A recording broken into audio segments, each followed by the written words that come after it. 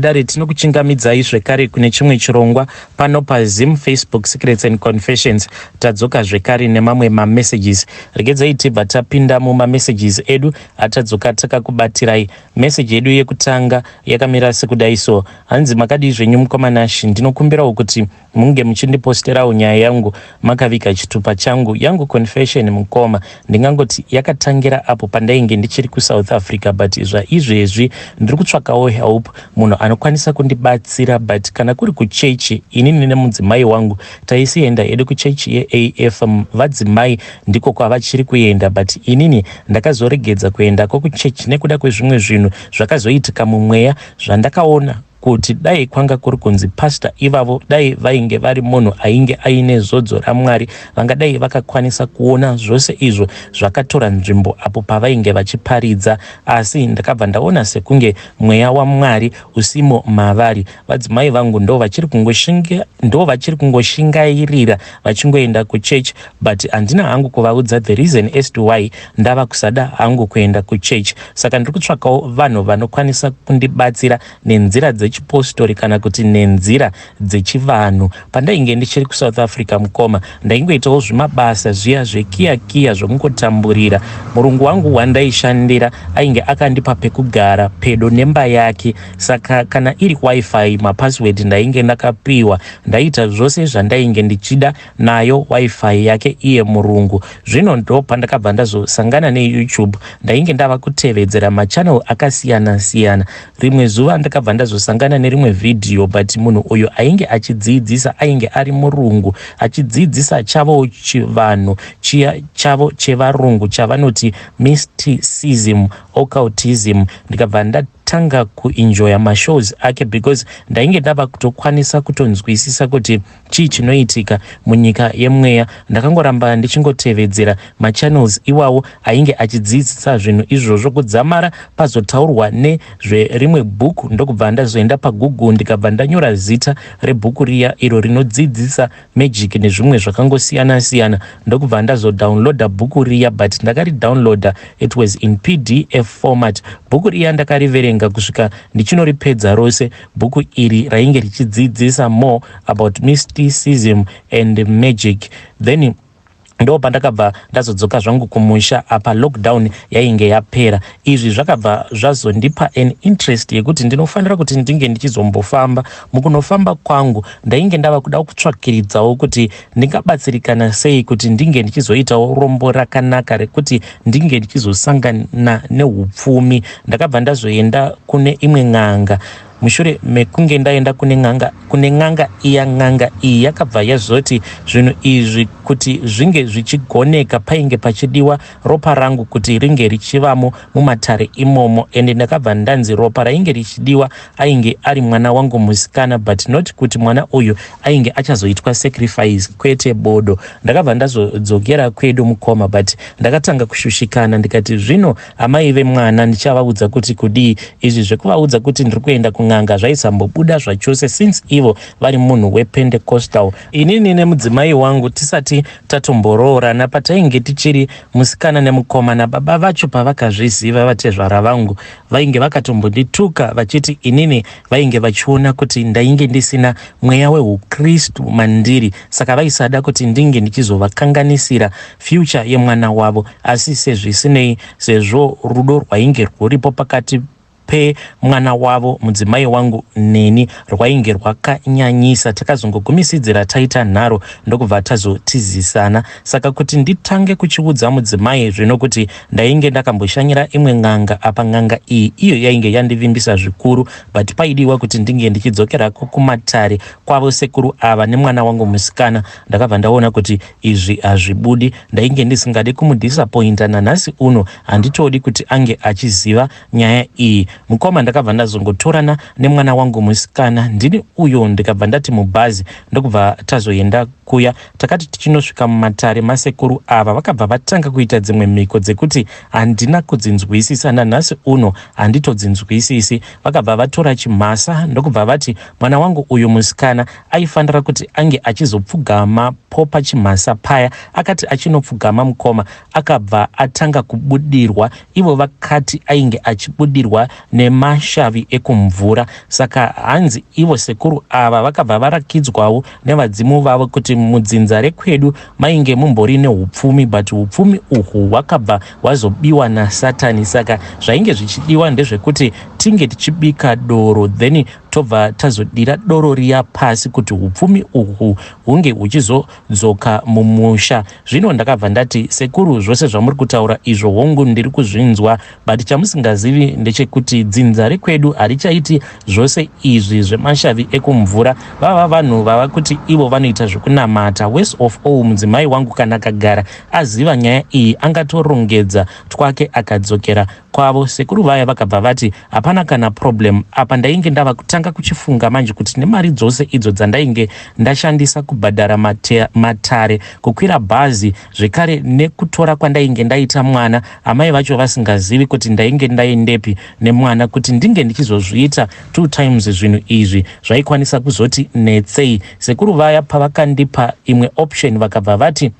zvinongodiwa muzukuru ndezvekuti pano ziva kuti pano pamusha pasekuru aiwa doro iri rechibhoyi rinogara rakabikwa. Iwewo unofanira kuti unge uchingondipa mvumiro, then inini sasawira wako ndini ndinenge ndava kumira kumberi kwako, iwewe unenge uchingotevedzera kumashure kwangu uchironda matsimba angu apo patinenge tava kutaura nevakuru vako vakaenda kare. Saka mukoma ndakabva ndazopa sekuru ava permission yekuti vange vachiita zvose izvozvo. Takabva tazopiwa umwe mukombe wainge uine doro rechibhoyi, tikabva tanzi taifanira kubata inini nemwana wangu ndokubva tazoudira pasi. Sekuru vaya vakabva vati tainge tatozadzikisa mhiko, chainge changosara ndechekuti ivo vasikana ava vekumvura vachiuya manje muupenyu hwangu vatange kuzviratidzira kuti ndikwanise kutanga kupiwa upfumi uhwo hwakabiwa naSatani wainge umborimo mudzinza rekwedu. Ndakabva ndafara mukoma ndokubva ndadzokera zvangu kumba. Asi mukoma, I regret a lot. Kana ndikazvikompeya apo pandainge ndichiri muKristu neupenyu hwandava kurarama pari zvino, ndinoona kuti kunyange zvangu ndainge ndiri murombo, but ndaiva nechinhu chiya vanoti rugare mukati meupenyu hwangu. Ndakatambudzika mukoma zvekuti ndakasvika pakufamba netsoka ruzevha rwose, ndichingofamba ndisina kana bhutsu, ndichishaya kana mari yekuti ndinge ndichienda kunotenga maslippers kana kusonesa bhutsu dzangu chaidzo mukoma. Ndakasvika pakuneta ndichiona kuti apa ndava kutongobuda mari. Hembe dzose dziya dzandakadzoka ndinadzo dzandainge ndakatenga kokujoni uko, dzose hembe idzodzo dzakasvika pakuita marengenya. Ndichingotambudzika chete mukoma. Pandakaona kuti izvi ndo zvainge zvava kuitika, ndakabva ndangokanda mapfumo pasi ndikati pano sezvo mhuri yangu isisina chokudya chokufuka, chiregedzai ndimbosiyana neizvi zvechibhoyi ndimbotanga kushanda. Ndakabva ndazouya kumazowe sezvo isusu kwedu kumaruzevha tiri muarea yekumazowe, ndokubva ndaenda pane rimwe prazi paplantation pachiri nemiti yemaorenji, ndokubva ndazotanga kushanda paya. Saka ndakati ndava kushanda paya, umwe musi zvedu tainge titori pabreak pedu tapedza mugwazo wedu, saka takabva tamboti ngatimbozororei tisati taenda kushedi. Saka pane rimwe zimu orange iro rataipota tichienda tinogara pazasi paro tichizorora zvedu. Inini ndakati ndichingonogarawo pasi pezimuti iroro, umwe noumwe achiburitsa chilunch box chake. Mukoma nashi, inini ndakabva ndangonzwa imwe mhepo yakauya ikabva yagara mumuviri mangu. Mhepo iyi mukoma haina kundipa simba, asi yainge ichitondipedza simba zvekuti ndainge ndava kutotadza kana kutosvinura chaiko. Ndokubva ndati regedzai ndinge ndichingorara kwezvimaminitsi zvishoma, vamwe vose vachidya, kana vazopedza kudya tobva tangosimudzira tobva taenda zvedu kushedi. Mukoma ndakati ndakarara kudaro. Saka papurazi apa painge paine vamwe vakadzi vaviri avo vataitoti ndo vakanakisisa pavakadzi vose vatainge tichishanda navo, vaitochiviwa nemurume wose uyo ainge achishandapo papurazi apa. Saka vakadzi ava ndakabva ndavarota vachiuya apo pandainge ndakarara. Vakadzi ava vakabva vazotanga kuzvibvisa nhumbi dzavo dzose. Vakadzi ava vakabva vauya, umwe ainge ari kumusoro kwangu uku ndichimutsvoda, umwe ndiye ainge ari kusikarudzi kwangu uku achiita bonde neni. Pandakamuka mukoma, it was after ndatoproducer ndo pandakabva ndazovhunduka because ndakabva ndanzwa kuti kuzasi kwangu kwose uku kwainge kwanyorova, ndainge ndatonyorovedza chipfeko changu chemukati zvekare nemaworksuit angu andainge ndakapfeka. Ndakati ndichinomuka ndikabva ndatoona kutoti vose vaya vandaishanda navo vainge vakatonditarisa vachishamisika kuti ko chii chiri kuitika. Ndichinotarira kuzasi uku ndakabva ndaona kuti iwo mureza wainge wakaita kumira uchitooneka kutoti ya munhu uyo akatomirirwa. Saka vanhu ava vandaishanda navo vakabva vatanga kuti ndine mubobobo, ndokubva vazodana murungu akabva auya ndokubva azondidzinga basa because nayewo ainge ava kutyira vana vake vasikana achiti unozoboba vana vangu vasikana. Ndobva zvakatanga kuitika zvinhu izvi. Ndakati ndadzingwa basa papurazi paya ndiri uyo ndikabva ndazombodzokera kumaruzevha kwedu ndigereko mukomanashi. Ndakazongokaruka ndava kunzwa yanguva yowe kumba kwaSabhuku, ndokubva ndazodanwa kuya ndikabva ndazogadzikwa dare. Saka dare randakagadzikwa rakamira sekudaiso, hanzi vakadzi vemuraini medu ivo vanozvirota toti inenge iri mvana zvayo inenge iine chikomba chayo chainenge ichidanana nayo, inobva yarota chikomba chiya chichiuya chobva chanoka mvana iya, inobva yamuka kubva apo painenge yakarara yobva yatoenda yobva yanovhurira chikomba chiya, vobva vatotanga kutosika bonde. Mvana iyi inenge ichitofungidzira kuti iri kutosika bonde nechikomba chayo, asi chikomba chiya chinozoti kana chapedza iyo mvana iyi inobva yazoona kuti inenge isina kuita bonde nechikomba chayo but inenge yaita bonde neni. Saka ndo yainge iri mheremhere zvekare nezhowe yainge iriko kumba kwaSabhuku. Mukomanashi nazvino nditori nembudzi dzandiri kufanira kuti ndinge ndichiripa zvekare nekureurura, asi mukoma inini ndakabva ndangoti zvose izvi zvamuri kutaura hapana kana zvandinomboziva. Kana mudzimai wangu iye anotomira neni because iye anoziva ndiri munamati, ndiri mutendi, but mukoma inini ndatova munhu ane mubobobo. Ndo zvandava kutoona kutoti panapa ndinenge ndakagadzikwa mweya wemubobobo. Zvadaro mukomanashi ndakabva ndazombo bva kumaruzevha kwedu nekuti ndainge ndanzwa kuti pane rimwe purazi apo pava kuitwa zvokurimwa mastrobheri painge paine vashandi vainge vachidiwa ipapo. Ndokubva ndamhanya paya zveshuwa ndakati ndichisvikawo papurazi paya ndikabva ndatopinzwa basa, asi dambudziko iri rakabva rangonditevera zvekare. Paya vakadzi vepo vakabva vatanga kuchema neni vachiti vamwe ndo vanondirota zvekare ndichiita bonde navo. Ndikabva ndadzingirwa nyaya iyoyo yemubobobo, ndini uyo ndikabva ndadzokera zvekare kumba. Saka pane rimwe zuva mukoma pandakabva ndati ndaneta nekungogara ndichingovengwa, nekuti ndava munhu wekuti pose pandinenge ndiri ndinenge ndichingosemewa, ndinenge ndichingopomedzerwa mhaka dzandinenge ndisina kana kumbogara ndapara. Saka ndakabva ndati regedzai ndinge ndichimbodzokera kwazvakatangira, ndikadzokera kuchechi. Mukoma ndakati ndadzokera kuchechi kuya musi iwoyo ndainge ndatopindwa nemweya wekuti zvimwe kuda kana ndikareurura pamwe Mwari vanokwanisa kuzondiregerera, asi zvakazoitika mukoma ndo zvakabva zvazoita kuti ndinge ndichiita backsliding, ndiregedze kuenda zvekare kuchechi because mufundisi vedu vakati vari busy vakamira papulpit vachiparidza zvavo. Then ndakabva ndangotarisa kuna amai mufundisi amene kuti chii chakaita kuti ndingoyeverwa navo amai mufundisi. Ndakati ndakayeverwa navo kudaro ndokubva ndatotanga kutovakurura nhumbi dzavo muchechi imomo, asi zvose izvi pazvainge zvichiitika hakuna kana umwe zvake akambozviona. Inini ndini ndaitoona ndichitovakurura nhumbi dzavo imomo muchechi, murume wavo vamufundisi vachitoparidza. Ndikabva ndatotanga kutoita bonde, inini ndakatovasimudza pacheya apo pavainge vakagara, ndikabva ndaita zviya zvekuti tiite bonde ivo vakaigarira. Ende zveshuwa mai mufundisi ava zvinhu zvekutoti zvakatoshamisa munhu wose because mai mufundisi ava vainge vava kusakwanisa kugadzikana since ndainge ndichiita bonde navo. Vakabva vatanga kungodhazharara makumbo avo vachiita kunge munhu ari kutsva, ndokubva vatanga kuzvifena.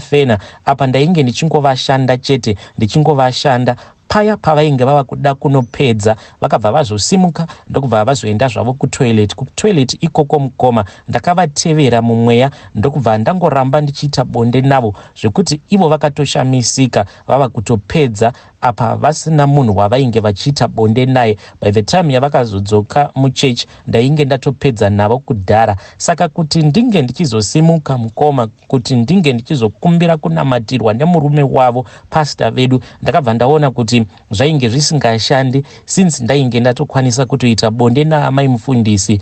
Zuva rakacheka nyika, vanhu vose varimo muchechi imomo vamufundisi vachiparidza, yet hakuna kana akambokwanisa kuzviona kuti izvi ndo zvandainge ndichiita. Ino ndichowo chichemo changu ichocho mukoma. Ndauyawo pano ndichitsvakawo rubatsiro. Ndikuda kuti ndinge ndichitandirwa dhimoni iri riri kukonzeresa kuti vasikana ava vekumvura vari kuda kuya kuzondipa pfuma iyo yakabiwa naSatani yainge yagara irimo mudzinza rekwedu. Nditange ndatandirwa dhimoni racho iroro riri kuvabhuloka. Kana kuinewo n'anga inozvigona, zvekare kana kuinewo muprofita anozvigona, vekumachechi hakusi kunzi ndiri kushora zvangu, asi chimbondimirai. Ndinofungidzirawo kuti manzwawo confession yangu nezvose izvo zvakaitika muchechi. Dai kwanga kuri kunzi simba raMwari rainge ririmo muchechi, ringadai rakandibata, nazvino ndingadai ndakadzikinurwa. But ndakasvika pakuita bonde navo amai mufundisi ndirimo muchechi imomo, ende hapana kana akambokwanisa kuzviziva kuti ndo zvandiri kuita. Ndinokumbirawo kuti munge muchindibatsira. Kana kuinewo anokwanisa kuzvigona, anokwanisa kukupai nhamba dzenyu. Kana kuinewo anokwanisa kuzvigona, anokwanisa kukupai nhamba dzake. Hei vedari, ndo message iyo yandakatumidzirwa ichibva kuna mukoma vedu. Zvakangoma hazvo vedu we, hanzi kana kuine anozvigona please ngakupei nhamba dzake, then ndobva ndazocommunicata naye. Please hatizoti vaya vekuti kana ndapa nhamba dzenyu kuna naHaidhi mobva mazochaja mamwe mazimari, because kune vamwe vana Haidhi vanozodzoka vachiti mukoma Nashi syndicate racho rakaoma, panenge pachitotaurwa mari refu, vamwe vanototaura zvekuma $1.5. Saka pano tiripo pakubatsirana kuti kana munhu achida rubatsiro akwanise kuwanawo rubatsiro, at least zvekuti ega anoona kuti panapa ndabatsirwa, noti zvekusikamana, because I know kuti mascammers variko. But ngatitaurei navo mukoma vedu ava mucomment section. I think mukoma vedu ava vatova pa confusion chaiyo, ndosaka vachita sekunge vanoita kakushora Mwari. But please let us try to guide him in the comment section. Ko izvi zvemysticism zvavanga vachitaura, hey, hanzi ndaitevedzera imwe channel yomumwe murungu anodzidzisa izvozvo zvemysticism, ndikatoverenga mabhuku acho iwawo emagic. Zvimwe zvinhu zvinotyisa.